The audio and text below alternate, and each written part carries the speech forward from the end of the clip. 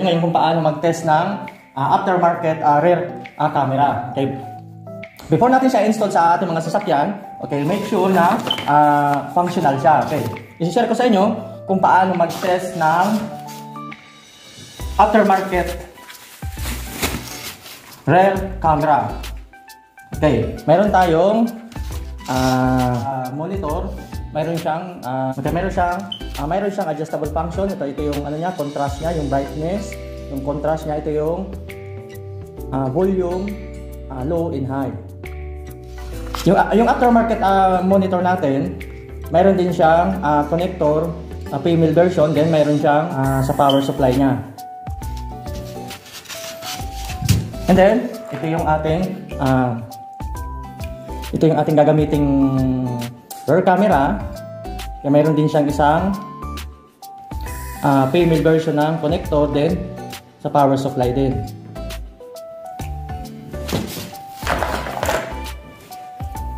And then including yung extension wire niya. Okay. Yung RCA line niya. And then ito yung sa power supply. Meron din siyang power supply wire. Okay. Ipapakita ko sa inyo kung paano siya i-test. Okay. Ito yung power supply niya. Ito magiging power supply niya. Kailangan natin pag nag-test tayo ng aftermarket rear camera, kailangan natin ng 12 volts battery. Yung rear camera natin, ilalagay natin siya rito. Okay, para makita. Ayan.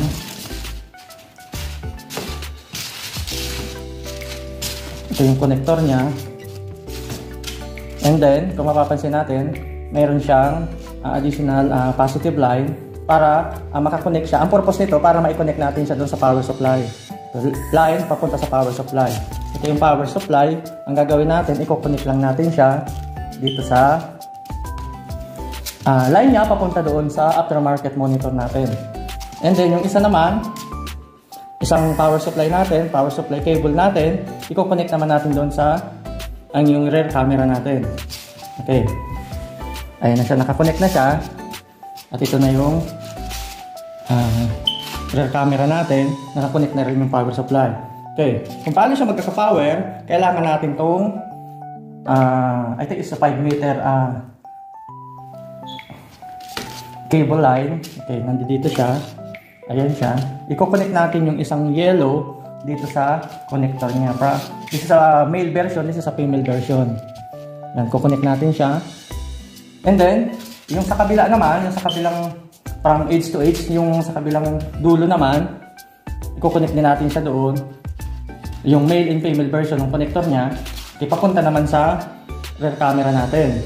Yung isa, nakakonekta doon sa aftermarket monitor natin, then yung isa nakakonekta dito sa rear camera natin from here. Tapos itong pula, i-connect natin siya doon sa red line ng power cable natin.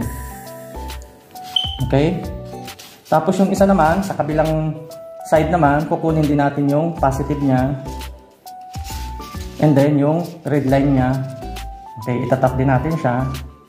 Okay, and then yung negative line dito sa side ng monitor, tapos yung negative line dito sa side ng rear camera natin, pagdidikitin natin siya para ma-connect natin siya dito sa negative side ng battery. Ilagyan natin siya ng clip, alligator natin siya para hindi matanggal. Tapos yung positive line from the rear camera. Okay, actually ito yung i-connect natin doon sa, pag nag-i-connect na natin siya doon sa sasakyan, ito yung magiging connection doon sa positive line doon sa backlight. Diba?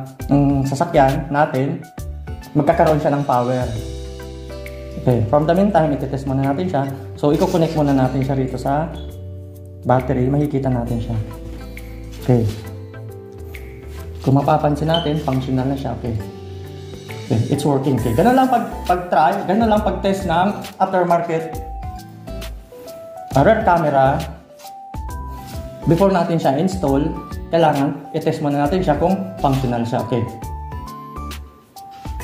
Okay, susunod natin video, ipapakita ko sa inyo kung paano natin siya install sa sasakyan natin. Okay. Sana nagustuhan nyo itong mumunting video na i-share ko sa inyo. Huwag po natin kalimutan na mag-share, mag-like, mag-subscribe, at pakihampas na rin po yung ating notification bell button. Salamat!